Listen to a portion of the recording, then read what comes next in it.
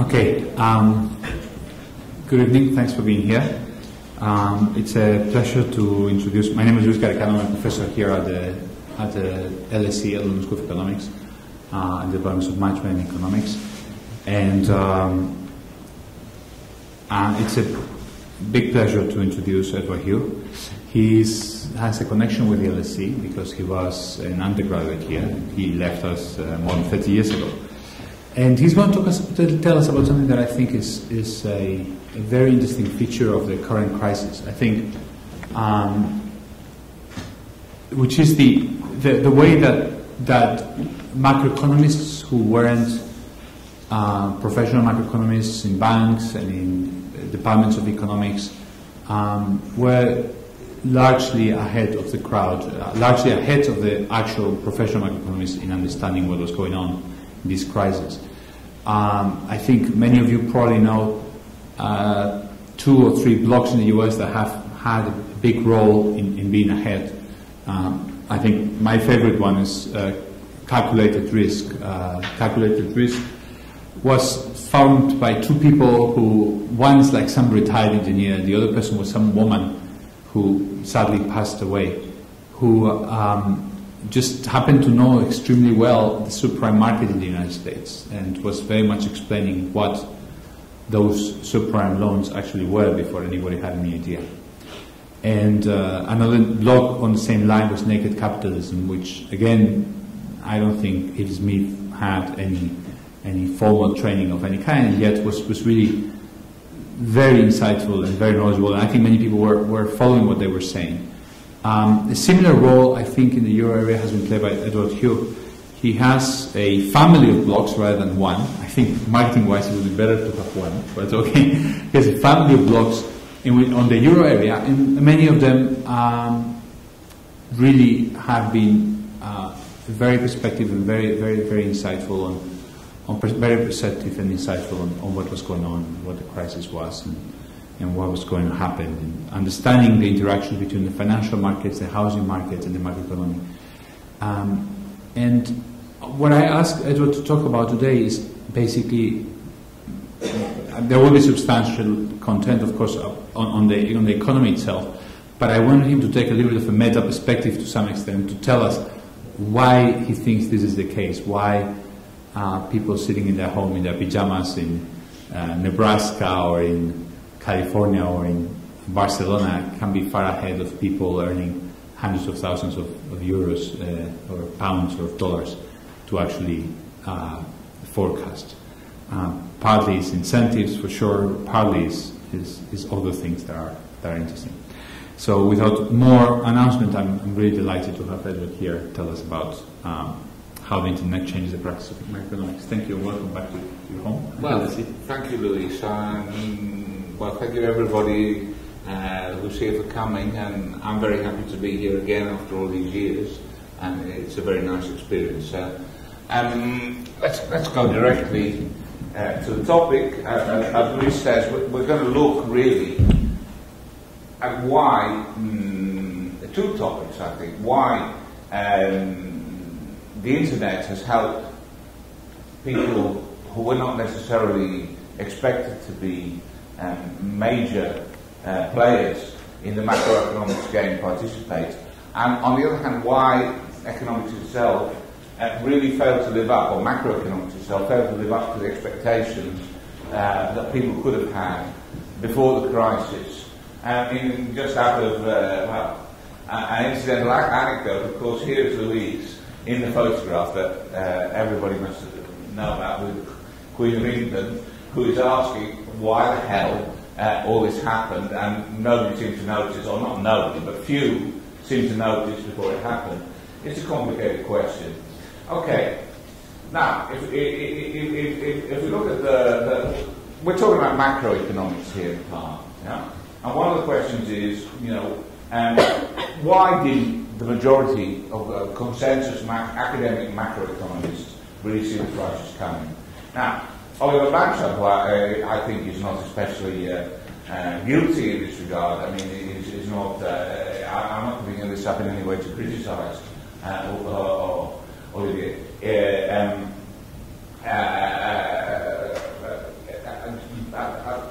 the moment just before the crisis broke out, published a working paper that Paul Krugman drew attention to, where he says that for a long while after the explosion of macroeconomics in the 1970s, the field looked like a battlefield. Yeah, I mean there were a lot of different things. Over time, however, largely because the facts because facts do not go away, a shared vision of the fluctuations in methodology has emerged. Yeah, not everything is fine. Like all revolutions, this one has come with the destruction of some knowledge, blah, blah, blah. But the state of macro is good. There's been a broad convergence of vision. This was the kind of consensus before the crisis broke out. Then, if we look now at something that was just published really last week from the Independent Evaluation Office that studied what the IMF had to say between 2004 and 2007, we found quite a critical document, and in the middle of this is this statement that I found. Part of the problem is a similar mindset. Let's go back to Blanchard. A deep consensus has emerged. A similar mindset of many mainstream economists working at the fund to explain why the IMF didn't really fully anticipate what happened. A similar background and training, however, were not opening to dissenting views. You have some key words there, I think.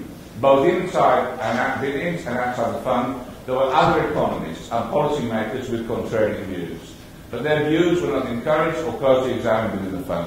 You know, and one thing I would just say, how many people really think that's not the situation today, despite the fact we're looking back at it now and reflecting on the situation and saying, a lot of this happened because of this. How many people really think that these dissenting economists and contrarian views are really being deeply considered in the positions of power in the European Union, the International Monetary Fund, or whatever, in taking decisions that we all need to be taken in this moment? Yeah, it's just a thought. Yeah.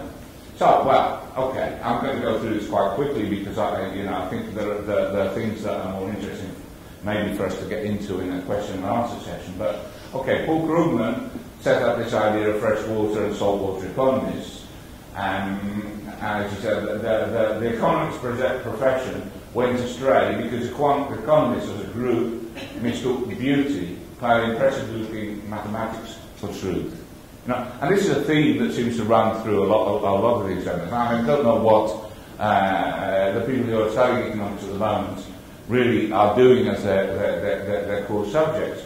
But I mean, one of the things that drove me away personally, and I came to the LSE to study economics with a love of macroeconomics, away from the idea of pursuing a profession as an academic in macroeconomics, was this obsession with mathematical models that didn't seem to me to have a great deal to do with the world that we're looking at. And this is part of the problem. Now, if we look at another example of a macroeconomist, an academic macroeconomist, who's not from the same tradition as Paul Krugman at all, but has thought about the situation, Ricardo Caballero from Massachusetts Institute of Technology. What concerns me about my discipline, however, is the current call, by which I mainly mean the so-called dynamic, stochastic, general equilibrium approach, has become so mesmerized with its own internal logic that it's begun to confuse the precision it has achieved about its own world with the precision that it has about the real one. So, I mean, one of the problems of these very sophisticated models that macroeconomists play around with is what is the relation between the model and the real world? This is really the question that Caballero is asking. And if we get obsessed with the model, do we lose sight of the real world? Well, let's go back to the crisis then now. I mean, I'm really going to flip around because I think it's interesting to do it in a certain sense in this way. So what the hell was the crisis about at the end of the day? You know, why did it happen? Well, my opinion, it's only an opinion, is the crisis was about debt and was about how heavily indebted societies were ever going to get back to economic growth. And this is the crisis that we're still in the middle of.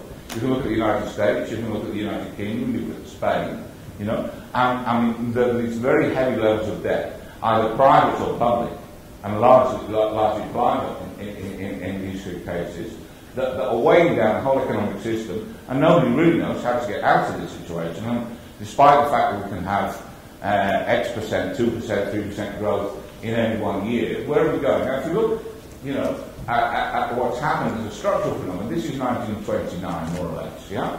And so, obviously, everybody knows there was a huge peak in debt in 29, and it collapsed, yeah, or was collapsed. But I mean, okay, then we went through a number of years, but suddenly, all of this is shot up again, and not only shot up again, it's at a much higher level. We're talking here as percentage of GDP to the level that we had at the end of the 1920s. I don't see anything here that really looks cyclical to me. I mean, there's not a wave fluctuation there. I mean, there are, you know, some wave-like movements up and down on the way up, but it's a steady climb up, and at some point it's just going to have to come down, you know, because it's simply not sustainable into the future to have these levels of indebtedness and have an effectively functioning economy. So, my opinion is that the crisis is a question of excessive indebtedness. How we got there, this is what we're going to talk about. So, why was there so much debt? I mean, I'm just taking some examples here because this is a very quick run-through of the situation. But if you look, for instance, at a contrast I like to make between Spain and Germany for a minute. If we look here, here's the rates of increase of household mortgage debt in Spain between, where are we, what was that? Anyway, the beginning of the 1990s and the end of the first decade of the 20th century. And we can see the rate of increase went up dramatically. We had between 20 and 30% increase in mortgage indebtedness every year, and then suddenly we dropped off a cliff. Now, if we look at the case of Germany, we can see, in fact, that Germany dropped off the cliff not in 2008, but in 2000. And after this, really, German household indebtedness hasn't moved on a year-by-year basis. Now, I want to say two things about this kind of thing. These are kind of economic data that practical macroeconomists look into that very often are not really internalized in the world of the academic macroeconomists in the first place. You know, the second place, what's that? Why is there this huge difference? I mean, why is Spain like this, and why is Germany like this? You know, I mean, this is a basic question. I think empirically, anybody who wants to think about economics needs to have some kind of answer. And one of the answers, I say, is the idea that there was a failure of single-size monetary policy. If you look at Spain, you know, it's quite obvious. Here is the ECB basic monetary policy rate. That was at 2% for a long period of time. Here's Spanish inflation. So here we have, it's like what do you say, abscess in a tooth. You know, in the past day I was going to say these. You know, that here there is something that's causing a problem in the yellow area here that nobody really thought about. Okay, this was certainly a problem. But is this problem of interest rates sufficient to explain this massive difference between these two countries? You know, I mean, this is a huge problem, I think, for how to manage the euro area and understanding why this happened. So, what I want to say is, obviously, the background of the situation is the existence of imbalances. If you look here, you can see that as I said, the usual suspects, Germany, Japan, and China, had huge current account surpluses. On the other hand, the debtor countries, the United States, the US, and Spain, had significant and sizable deficits. So, the first question I want to ask, because it was very common at the time, we're going to see this with Cavaliero, really, to look at these as economists, do we need to think about unusual, rare, fact-tale events? Is there something structural going on here that theory needs to talk about and think about? You know, it's not just something that's very, very, very difficult to foresee or unusual. I mean, I would say this is pretty clear. So, okay, let's go on then. A number of points that come out of the Cavaliero paper that I think are interesting. First of all, an economic system is a complex system. So, my first question is, does complexity necessarily imply unpredictability? I mean, this is what Cavaliero thinks. No? The idea is to place at the centre of the analysis of the fact that complexity of macroeconomic interactions limits the knowledge we can ever obtain. Yeah? So Cavaliero's view is that it's a very complexity of the situation that means that economic knowledge is always going to be imperfect. You know? In thinking about analytic tools and macroeconomic policies, we should seek those that are robust to enormous uncertainty, is another important word in Cavaliero's vocabulary, to which we are confined, and we should consider what this complexity does to the actions and reactions of the economic agents whose behaviour we are supposed to capture. Let's go back. You know, I don't see too much uncertainty. I mean, in fact, you know, the IMF have done projections up to 2015 where these imbalances more or less continue. You know, I don't see that this is, you know, these levels of unpredictability and uncertainty. These are pretty predictable at the moment. The question is what we're going to do about them and the damage that they've been doing. You know, another problem, the problem of unpredictability. And this is an interesting one because I think it's a bit of a, you know, a kind of prejudice that's easy to put up. In my view, the conviction that one can foretell a severe crisis in advance is mostly manifestation of, how do you say it, pareidolia, or the psychological phenomenon that makes people, I've cut a sentence in the middle here, that makes people see faces and animals and clouds and the like.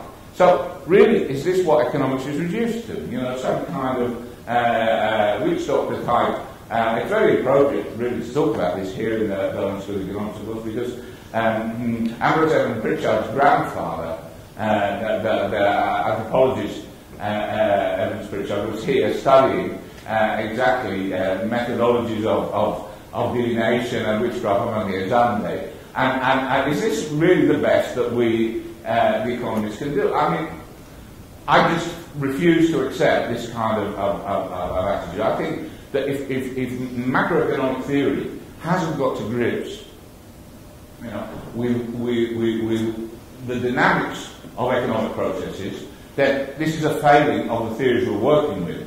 You know, the people who say, look, we've got a problem here, are not necessarily witch doctors. You know, there may be people who are trying to raise specific questions and look at empirical phenomena that need to be contrasted with the theories in order to try and find some way to move this forward. Of course, you could say that economic theory can never be a science. Because why? Because human behaviour is unpredictable, or we don't understand the motivations of human behaviour adequately or whatever, or we could come to this old traditional vision stuff and division between human and social science, and say the natural science, human sciences and natural sciences. The natural sciences are certain sciences, the human sciences are always going to be variable because they're based on human behaviour. But personally, but it's only an opinion, I think it's possible to do macroeconomics without getting obsessed with this division. And I'm not really convinced of this. Now, another question that comes up is the question of the heart of macroeconomic theory is what's called the neoclassical core, which Cavaliero says the core approach to macroeconomics, as it is taught in most postgraduate programs and appears in leading journals, begins with a neoclassical growth model. This model is then developed into a stochastic form. So there's an idea that basically, following the fundamentals of the neoclassical theory, that every economy has some kind of steady state, tendential growth level, and that the problems that appear in economic processes are to do with distancing or aberrations that separate the actual growth level from the underlying trend growth level. Well, this is beautiful stuff. And now let's go back to Solow, who actually formulated the neoclassical growth model. What Solow thought, and I think this is important, is that all theory depends on assumptions which are not quite true. Again, it's quite interesting to start talking about this kind of thing in the LSE, which when I was here was a place where Karl Popper and Imre Lakatos were doing quite a lot of thinking about how you formulated scientific theories, how you validated them, how you tested them. I think economists would do themselves a good favour if they started really to look at the kind of work they do in the light of how we relate the theories that we formulate in terms of the realities we attempt to describe and attempt to predict. You know, well, we need to make the basic thing, we're all agreed. I think Solomon's a great economist, or is still a great economist, but he's still alive. But all theory depends on assumptions which are not quite true. We have to make approximations. That's what it makes a theory. The art of successful theory making is to make the inevitable simplifying assumptions in such a way that the final results are not very sensitive. A crucial assumption is one on which the conclusions do depend sensitively, and it is important that crucial assumptions be reasonably realistic. So we need to make some assumptions, but those assumptions need to be realistic ones, not the kind of thing that Cavaliero, where was it, right at the beginning, talks about, which is the world, which the precision that's been achieved about its own world, with the precision that's been achieved about the real one. This area of distantiation. There needs to be much more interaction between the findings of abstract economic theory, the models that are generated, and the real world that people live in. Okay, so one of these assumptions, I'm not going to go into too much now because we're going to get too technical, is the idea of steady state growth. And I found two societies here, the United States and France, where you can see these are 10-year averages of GDP. You can see more or less, you know, there's a kind of trend growth line there very, very easily. You know? So, I mean, it's more or less, in the case of France and the United States, around, maybe the US one's a bit higher, no? It's nearer 2.75 or something like that, in France more or less 2%. You can see that there's some kind of, you could say there's a trend of growth here. You know, but if you look at other countries, you know, Japan, Italy, Germany, the picture is very different. You know, what we see is that the growth hits quite a high level and then drops off again. So the idea that there's some kind of uniform underlying level of trend growth, it seems to me a bit, you know, difficult to support in terms of actual reality. And I'm only giving this, I don't want to really get in too much into the ins and outs of whether, you know, what's the best way to look at this. Rather, I want to say that what's the relation between the theory and the reality? How do people go about testing these things? I've got a theory, and it's only, you know, a theory that I work with other people, that maybe aging processes, you know, that were never considered really in the original Solow model and subsequent variations of it, have something to do with this.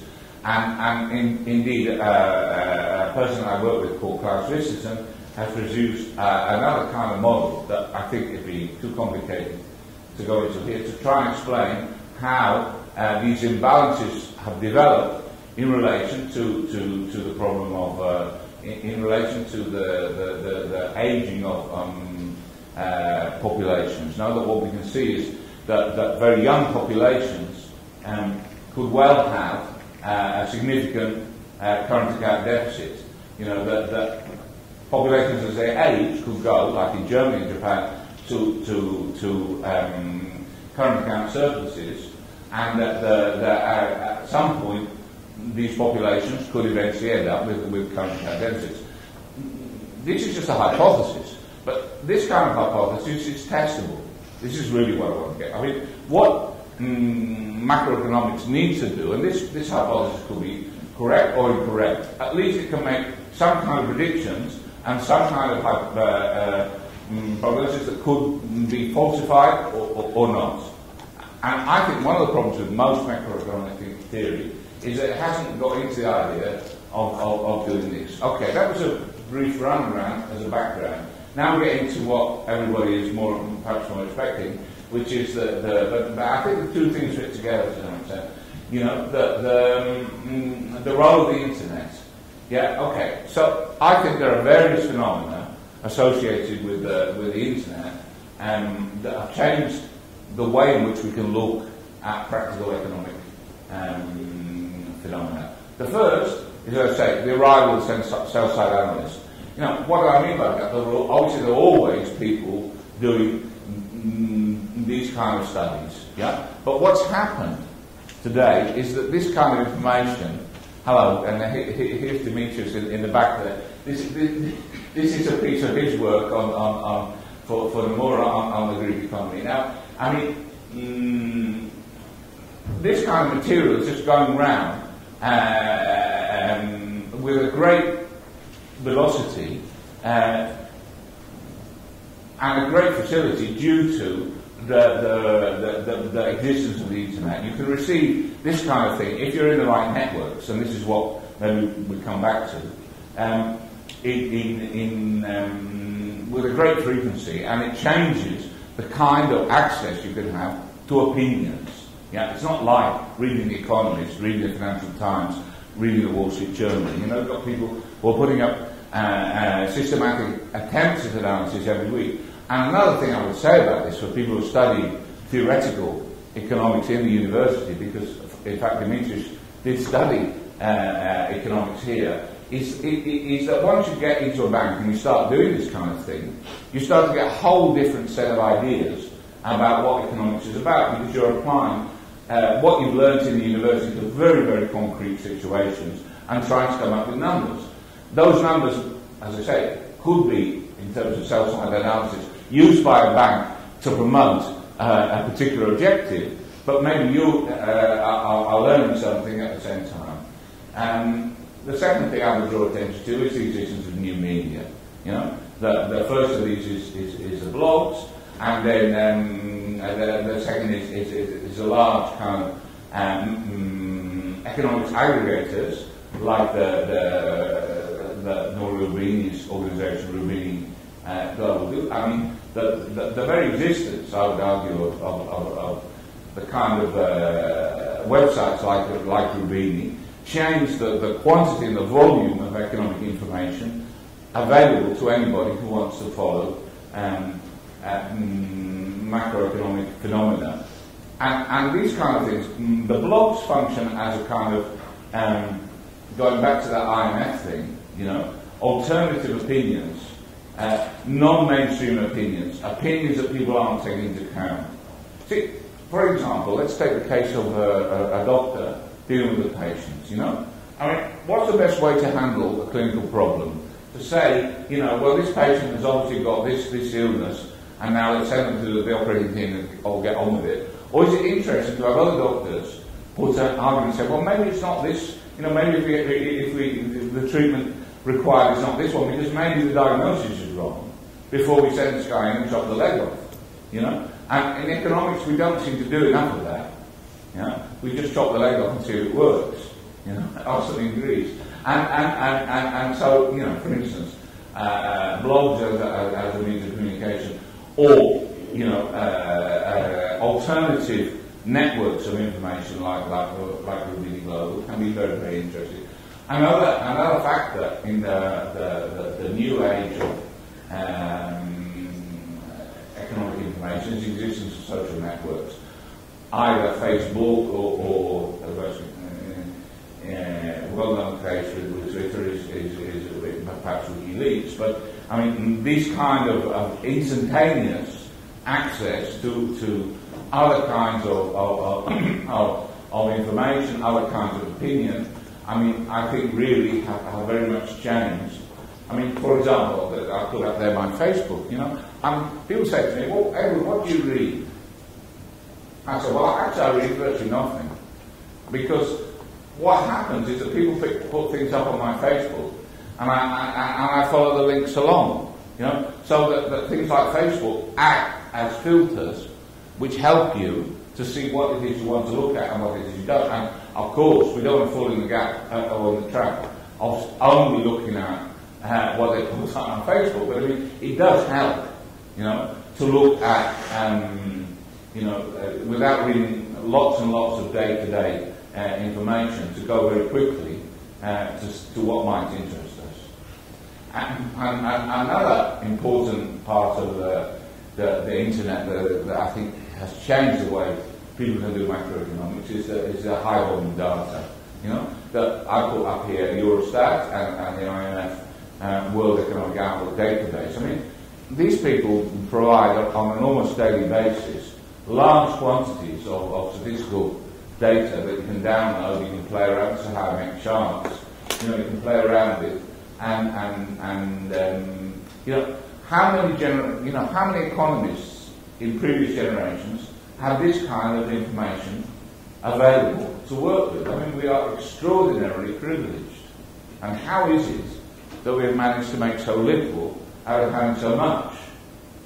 That's one of the questions I would ask. Because really, it is very easy. But the thing is to start doing it, and you find out how easy it is. Another little piece of information that I would up here, the role of qualitative data, because people like to think that hard science, you know, these very mathematized models that they turn out, you know, you need real quantitative data. But if we look at the practice of economics, I can think off the top of my head, as I put up here, two examples of what we call qualitative data that are based on surveys rather than the traditional quantitative methodologies that give really, really good information about how any particular economy is progressing. One is the Purchasing Managers Indexes, which really is for one of the leading indicators of where economies are going at any moment in time for those that bother or have access to this kind of information. And second is the Labour Force Survey. I mean, the Labour Force Survey, for me, you know, is much more interesting than the simple unemployment data that is registered in terms of signings at the labour exchange or whatever it is. But this is qualitative data, not quantitative data. So it's another thing that I think economists need to think about. Okay, secondly, sixthly, okay, sharing information and perspectives. Now, one of the things that influenced me most when I came to the LSE was to read this book by Marcel Mauss called The Gift. And interestingly also I've added this extra little bit from Amazon, which shows how this is also, you can actually read this now, or chunks of it, on Amazon without bothering to go to the bookshop to read it, which is another thing about access to internet. But I mean, the whole idea that Mauss, who was an anthropologist, looked into was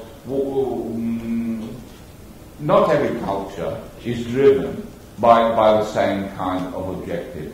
I mean, in this book, Mauss studied societies which were called, you know, gift societies, where people really obtain social prestige by giving to other people rather than trying to accumulate. And curiously, this is exactly the kind of ethos which Pekka Himanen talks about in terms of the internet environment, with the hacker mentality and the hacker ethic. Because, again, we've got a culture which is based on sharing and giving information and prestige that is based on sharing and giving, rather than simply being motivated as homo economicus traditionally would be imagined to function in terms of simple and crude economic incentives. There are incentives, but the incentives are much more all-encompassing than a very kind of monocultural one. And while I'm here, I've stuck in a quote from Peter Drucker. You know, this goes back, this was really in the 1990s, that the new information technology, internet and email, have practically eliminated the physical cost of communication. So, I mean, here's another thing with codes and the theories of information. The cost of information have come down enormously. This is another thing that makes it possible for somebody to do economic analysis, as he says in their pajamas from home, without having the whole paraphernalia of a university department to back it up. So here's another. Right. So to finish off, a few predictions. You know, I mean, it was very easy, you know, or it is very easy now to talk about what went wrong in previous economic crises or in the last one. What's the next crisis going to look like? Well, I've stuck one on the board here, Japan. And so I've seen it, the future, but does it work? Let's have a look at Japan. I mean, the first thing we know about Japan is it's got and had huge deflation for a long period of time. we also know that rather than having this miraculous, self-perpetuating trend growth that I was talking about before from the standard neoclassical model predicts, trend growth in Japan steadily been declining. At the same time, fertility in Japan has declined to well below replacement rate and shows no sign of recovery. And largely, the debt to GDP, whether you look at it in a gross debt or net debt of the Japanese government, I mean, they're hitting, by 2012, according to IMF predictions, nearly 240% of GDP. I mean, Luis, this makes the Spanish debt, the public sector debt, look trivial. It's more than 3 times bigger. And yet people are quite happy with what's going on in Japan. It's a surprising situation. People say, well, Japan can print their own debt, they're in their own currency, they have a current account surplus, and yeah, well, this is okay. But to me, this sounds like a kind of perpetual motion machine, and I don't understand how people can think it can work forever. It's working, it's continuing, but look what's happening to the debt to GDP. I mean, one day or another, there's going to be a problem here. But why is it we find it so difficult to do something about this now? 10 years from now, that's going to be, something's going to happen there. Or, to take another example, let's look at Spain, our homeland in one way or another is, the one thing that strikes me, I think this is a chart, it's a really fascinating chart, of the blue part at the bottom is indebtedness of builders, okay? And the beige part, whatever it is the developers. Now, the hypothesis of the Bank of Spain is that this is a situation like the situation that what we've got in Spain at the moment between, I have to look a bit more carefully, 1992 to 1995, around here somewhere. Okay, but look at these proportions between the builders and the developers, and then look at the proportions of the builders and developers today. I mean, something structurally in the way they finance the housing boom has changed enormously. But yet you look in the discussions of the problem, and you won't see hardly a reference. I mean, I only really thought about this when I made the graph. This is another thing that I'm trying to draw attention to. What I spend a lot of the time doing is making these charts and looking at them. Because rather than looking at mathematical models, I prefer to go to these, where we have statistics office that I'm drawing attention to, get the data, which is easy to get, run up a graph and have a look or a chart and have a look what's going on.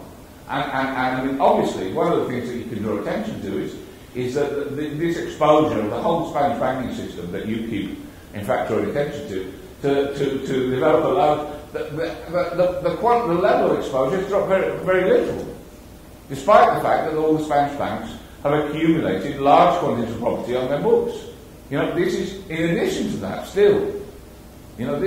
So, I mean, what's happening here? And then another indicator on Spain, is the external debt, which continues to rise as long as you have a current account deficit. That Spain has reduced dramatically its current account deficit. You read the IMF documents and you see it's a marvellous achievement, but we've still got a deficit. So this debt is still going to go up until the day we have a surplus, and then it can start to come down. I mean, it's not a very difficult thing to understand.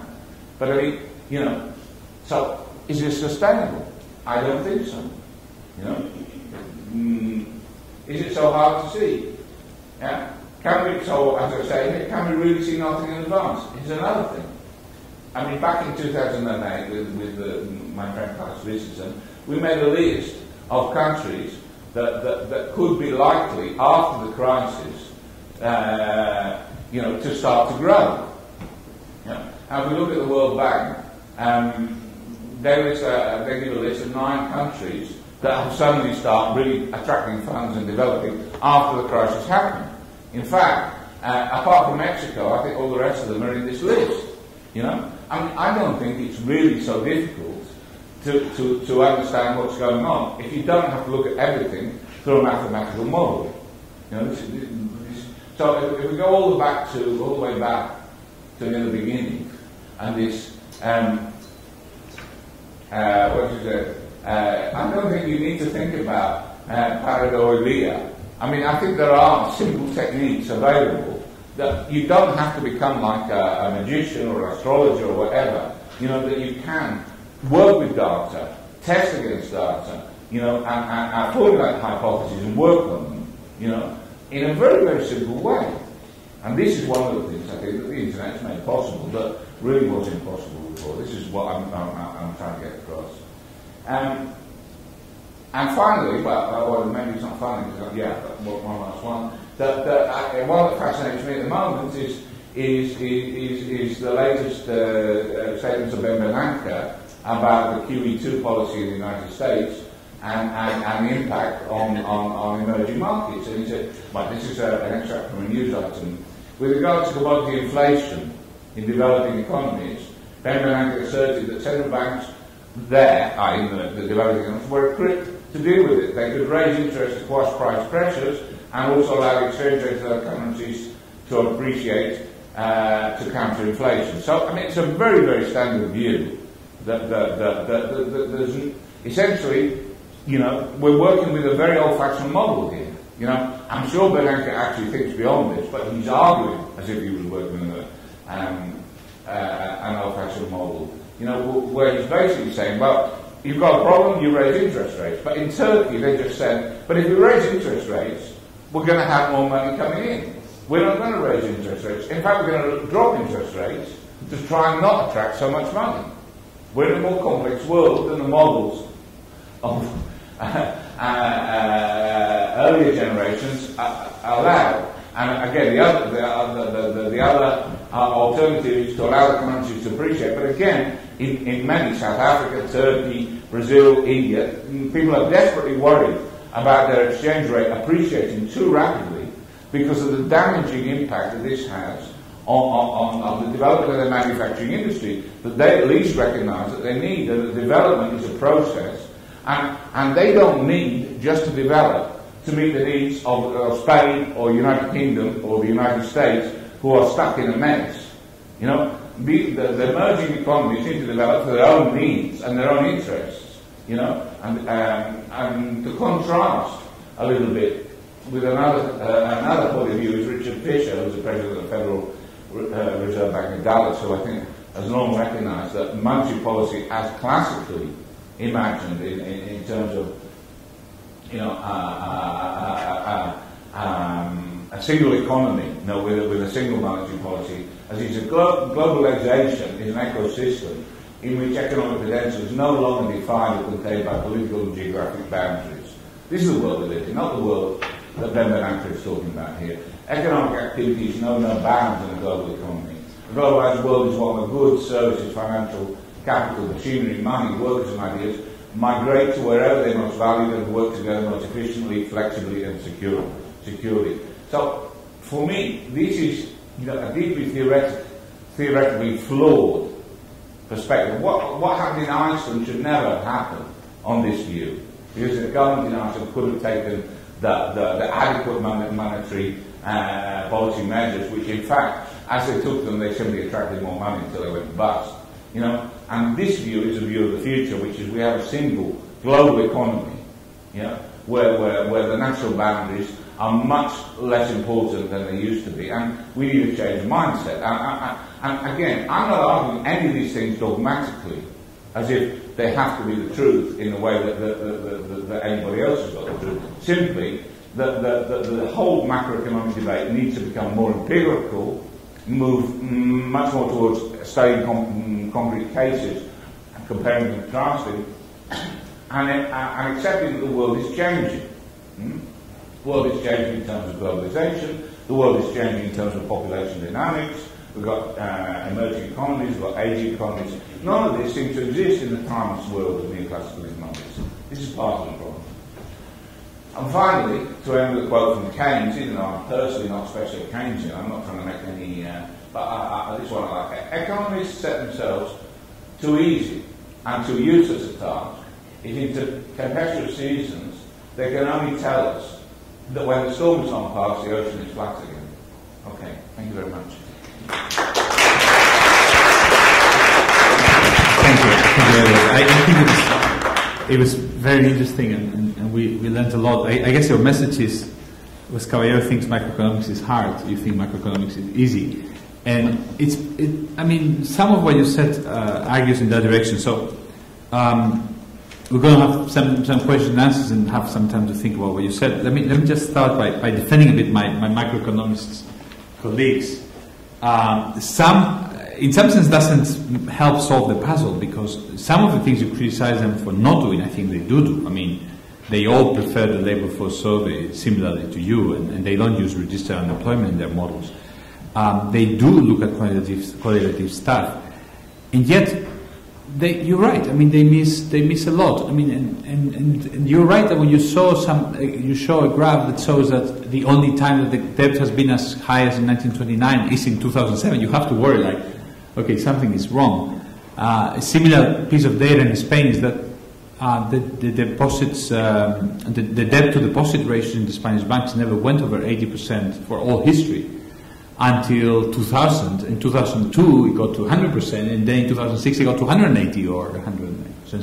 So there are numbers that you look at them, that you just graph like you do, and you think, what's going on? And here comes my question. So my question is there is a part which is maybe not looking carefully at the data, and I wonder if there's a part which is incentives, right? So Michael Lewis has this nice piece in the current Vanity Fair in which he talks about Ireland and the banking crisis, and he says how people miss the crisis, and to some extent it has to do with people not realizing. But then he tells the story about the Merrill Lynch banker who did a survey and wrote a report saying that all these banks, Irish banks that were borrowing like crazy, were basically lending afterwards the money with absolutely no criterion whatsoever what they were doing. And the guy was fired and the report was withdrawn until our FT Alphaville colleagues have put it back, found it and put it back on the internet a couple of days back.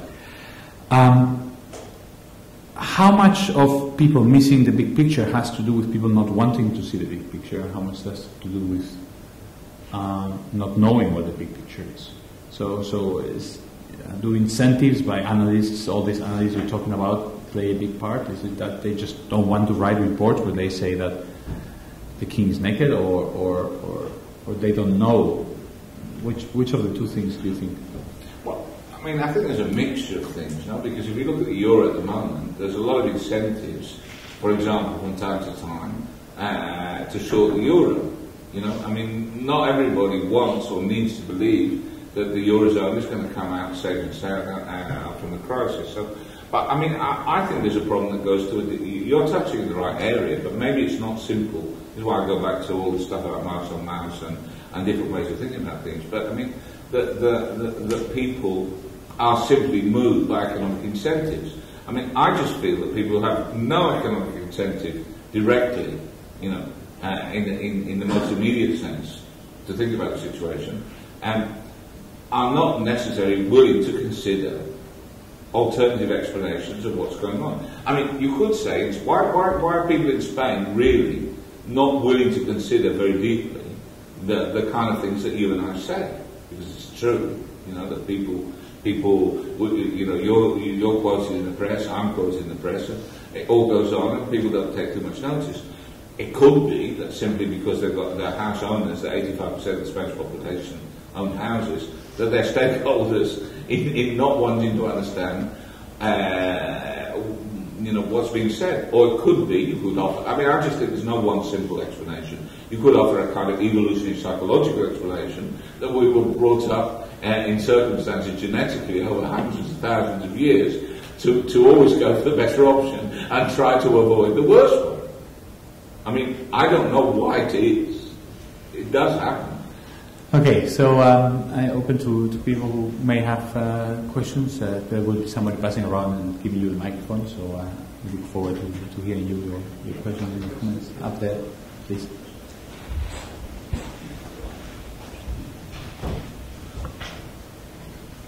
If I can take you back to near the beginning when you asked the question, what is reality?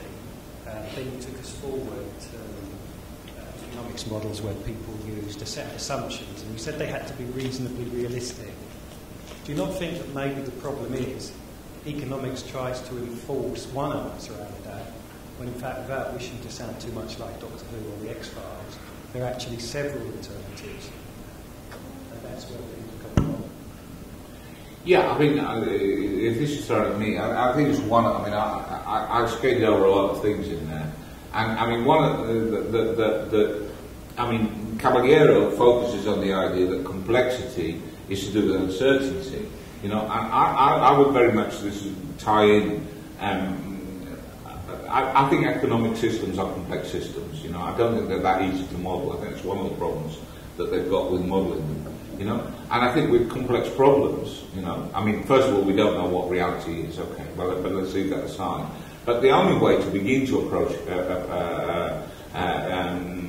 to get insight into a complex problem is precisely to play around with various perspectives and different points of view, which is one of the things, fortunately, the internet really helps us to do. I mean, this is one of the reasons why people who play around so long on the internet can get insights. This is really what you were looking for, obviously, I suppose. Insights into situations that others, you know, who just look into the version of reality that they can see in a mathematical model, or the version of reality that they're encouraged to see working as bank analysts, kind of miss. I mean, so, yeah, I would say, you know, first of all, you know, there's no ultimate reality out there, you know. The reality we make is to some extent constructed for ourselves, you know. I mean, even GDP data is constructed according to, you know, rules and methodologies that are laid down in advance and involve a great deal of estimation, for instance, as we know perfectly well in the Spanish case. And you know, the best way to get access to this is to have the maximum input of different perspectives that are possible, I would say. More questions?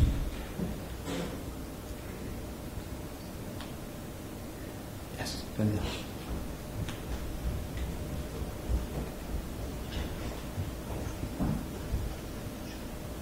Well, thank you for the fascinating talk. I was honestly struggling to read the axis of some of the graphs, but I mean, you know, I follow what you did say, and I think that you made a very good case that some macroeconomists missed the crisis, but I think that, you know, for me to understand, just to get a more personal sense of what is it that the blogs are offering now. I'd be interested in also hearing about your own successes, which I suppose that you haven't gone into detail for humility or, you know, but I mean, I'm not that familiar with your blog, and I'd be interested to understand, first of all, what calls you got right, then how did that have an impact, and just sort of like the nitty-gritty of the story.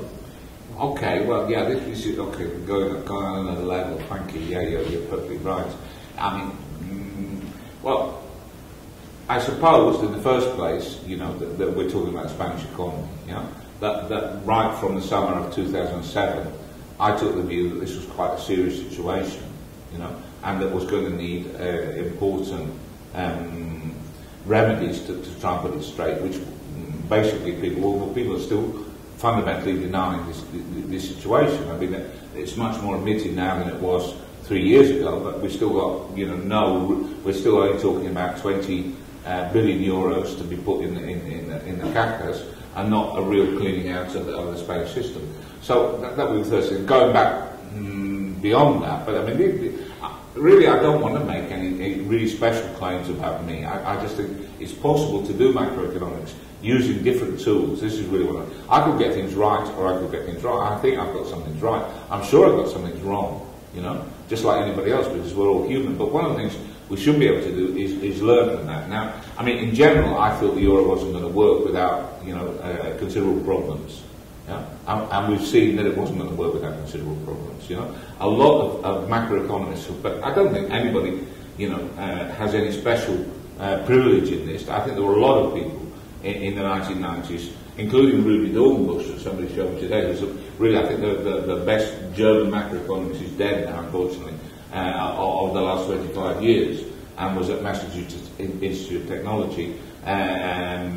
you know, a lot of people were worried, you know, what was going to happen with the euro, with the kind of institutional structure that we had setting it up. And we've now seen that there were deficiencies in the institutional structure, and we are in the process of making changes. Whether the changes are going to be enough, or how much further we need to go, this is where the debate is in this moment. But I mean, for example, this was one thing that was obvious to me. One of the things I got wrong, I mean, in a sense that I always thought the euro was going to break down in Italy. And in the end it broke down in Greece. You know, the problems are different, and the reasons why the problems are different are specific problems to talk about. Going back to the Japan thing, I mean, Japan has still got interest rates near enough at 0%. And I mean, all through the last decade, I've been saying they couldn't raise interest rates, and they haven't been able to. One of the things we're now finding is that maybe not only Japan, but the United States, the United Kingdom, the Eurozone are going to have great difficulties getting out of this hole, which has been what they call in Japan the zero policy, zero interest rate policy. You know, maybe that's going to be more difficult. And then we need to think, well, why are we all in this? You know, because like 30 years ago, nobody was in zero interest rates. Why suddenly have all these economies got zero interest rates? I mean, we need some explanations for that. Yeah, debt is part of the problem, but there may be other factors. You know, I've highlighted, for instance, you know, this morning I was listening to analysts on CNBC, and Japan's gone back into recession. You know, in the last quarter of 2010, and all of a sudden people are saying, yeah, well, you've got to imagine that Japan's got a very negative demography. Now, 5 years ago, nobody was saying that. Nobody. It doesn't mean that it's the only factor or the most important factor or anything, but I mean, I got interested in Japan precisely around the turn of the century because I read a piece by Paul Krugman where he said, you know, maybe part of the problem that they've got with all this inflation in Japan is a demographic one. And I worked the hypothesis on that. It could be right or it could be wrong. I don't, you know, we'll see with time. And so, I don't know. I don't know if I answered your question. These are some of the topics I've worked on. More questions? Yes, we have a question there. I'm wondering if you could help me with solutions. I think I've followed a lot of your observations and analysis, and I think at the beginning the Chair mentioned that recent events have made us especially interested in this. And you know, if the Egyptian revolution has been an internet revolution, and because of the internet, the people have been able to overcome what a dictatorship imposed, and has also challenged what the international community, including the European Union and the UK and the United States and the United Nations, didn't achieve.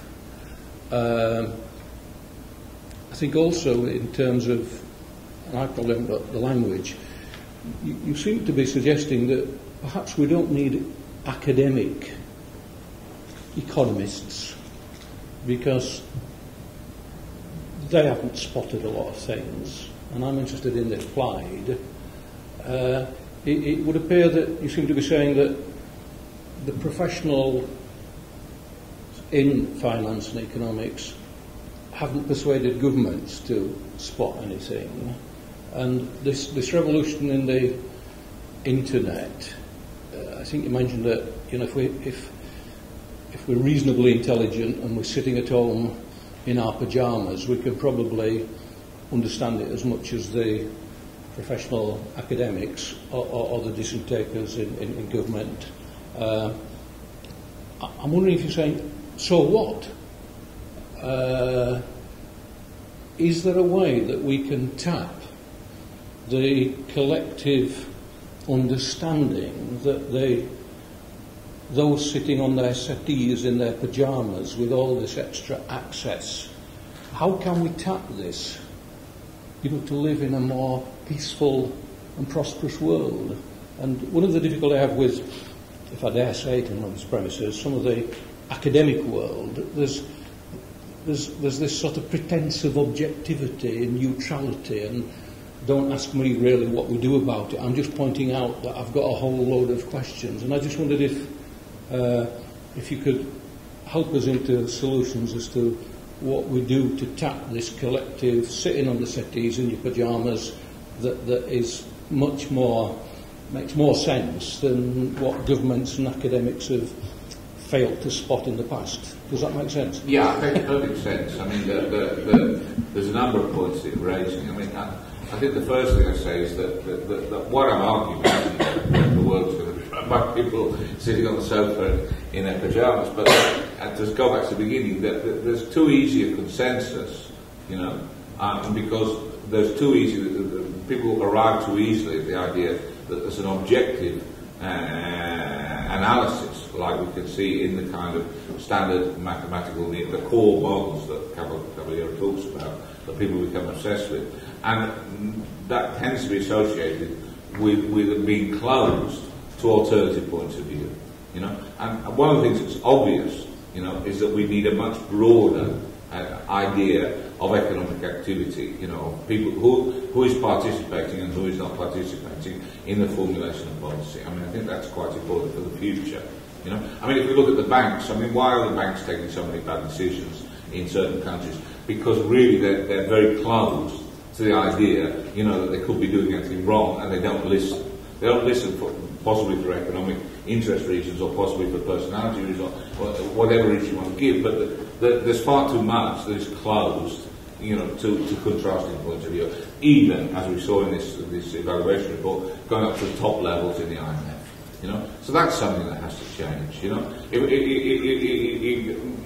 mean, the situation in Egypt is another kind of situation, because it's a question of people having access to very basic kinds of information, you know, not, if you like, in inverted commas, more sophisticated, just simply to know what's going on and the power of the internet to transmit information. But I mean, this is very important, obviously, as Mr. Trichet recognised, you know, in the euro debt crisis. I mean, the information travels very, very quickly now, and this can mean that positioning on government spreads in different countries moves very quickly from one country to another. So the internet influences situations positively, as you're saying, in the Egyptian sense, but can influence negatively in a certain way of looking at it, in another sense, because information moves around very quickly, and this can be, you know, perturbatory for stability. So it's not. I don't think it's a one-sided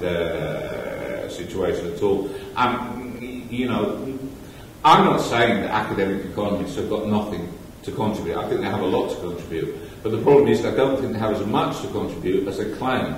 I think this is I think they're part of the picture, the same as economists who work in the central bank or bank analysts have part of the picture. But there's a much broader community of people out there, and there needs to be more interaction between the different participants. And in particular, the iconoclastic, quantitative, hard-nosed economic model people need to understand that they need to be more open, you know, to other kinds of inputs, and to try and think what real relation, as Cavaliero is their models have. I mean, I just think part of the problem sometimes is people just get obsessed with the model they're looking at and forget that there's a reality out there that goes beyond the model. There is part. I mean, if you allow me to interject. So part of what you're saying is a bit the Wikipedia versus Encyclopedia Britannica phenomenon, right? Where nobody who writes in Wikipedia is 1/10 as much of an expert as the person who wrote the Encyclopedia Britannica chapter, and yet at the end, Wikipedia ends up being right fast through crowdsourcing. It works pretty well, and I think you're right that it would be nice to mobilize all that knowledge in multiple areas, and economic forecasting could be one. Of course, economics as a science is trying to do something else as well, which is not just forecast what's going on and try to help us understand, but it's trying to progress, trying to build something on top of something else, and the idea of model building and testing, etc., that normal science routine of just doing little progress little by little, where everybody is kind of spending their entire careers on one axis on one of your charts here, or one little bump on one of the charts. It's also very useful, I think. It's just a different orientation. But I think your point is well taken. It would be nice to find ways to muster the wisdom of crowds in these areas as well. On that note, I want to thank you for coming to London and giving us a very, very interesting thought and a very interesting perspective on what's going on in the internet and the macroeconomics of the internet time. And we look forward to seeing you around more times. Thank you, everybody. Thank you very much.